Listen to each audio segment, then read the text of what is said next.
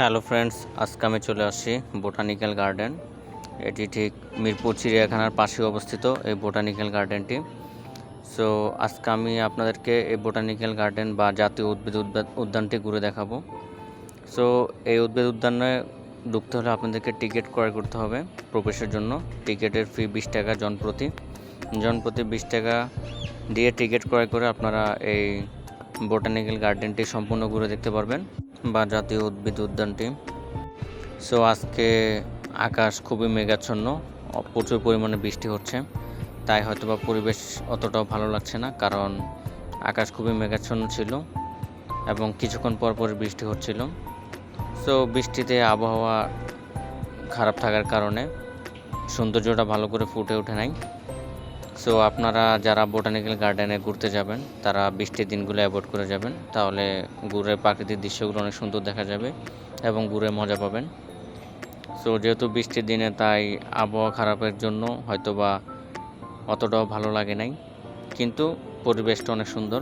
চারদিকে গাছপালা, সবুজ শ্যামল পরিবেশ, যা বর্ষাকাল ব্যতীত আসলে আপনারা হাঁটাহাঁটি বা ঘোরাঘুরির জন্য সুন্দর একটি প্লেস, এবং গাছ সম্পর্কে, বিভিন্ন ধরনের উদ্ভিদ সম্পর্কে আইডিয়া নেওয়ার জন্য বেস্ট একটি প্লেস হতে পারে এটি।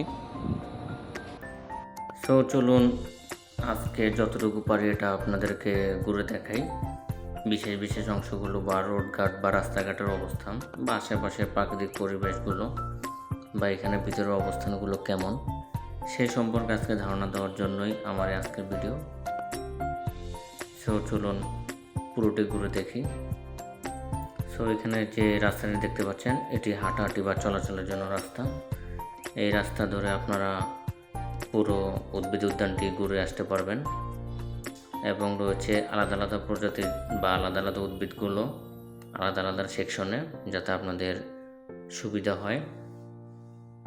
এই যে দেখতে পাচ্ছেন, এখানে নাম সহকারে, উদ্ভিদের নাম সহকারে সকল ডিটেলসগুলো দেওয়া থাকে।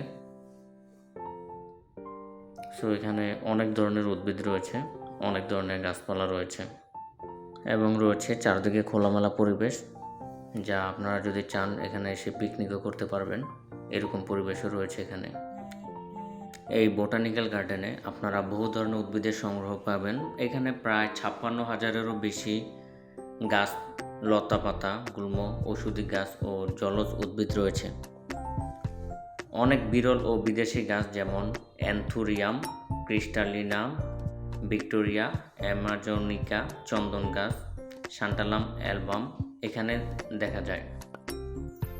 এখানে বিশেষ বিভিন্ন ধরনের অংশ রয়েছে, যেমন ক্যাকটাস হাউস রয়েছে, আর্কিড হাউস রয়েছে, লিলি পুকুর রয়েছে, 6টি হ্রদ রয়েছে, একটি টিস্যু কালচার গবেষণা কেন্দ্র রয়েছে ও গোলাপ বাগান রয়েছে। যদি এখানে শিক্ষা ও গবেষণার কথা বলি, তাহলে এখানে রয়েছে বাংলাদেশ ন্যাশনাল হার্বেরিয়াম, যেখানে প্রায় 1 লক্ষ সংরক্ষিত উদ্ভিদ নমুনা রয়েছে, যা গবেষকদের জন্য খুবই গুরুত্বপূর্ণ। এবং এখানে যদি আপনারা বিনোদনের কথা চিন্তা করেন, তাহলে এখানে বিনোদনের জন্য অনেক সুযোগ সুবিধা রয়েছে, যেমন এখানে হাঁটার পথ রয়েছে, পিকনিক করার স্থান রয়েছে, ওয়াচ টাওয়ার রয়েছে, কৃত্রিম জলপ্রপাত রয়েছে ও হ্রদের উপর সেতু, সবই দর্শনার্থীদের জন্য উন্মুক্ত।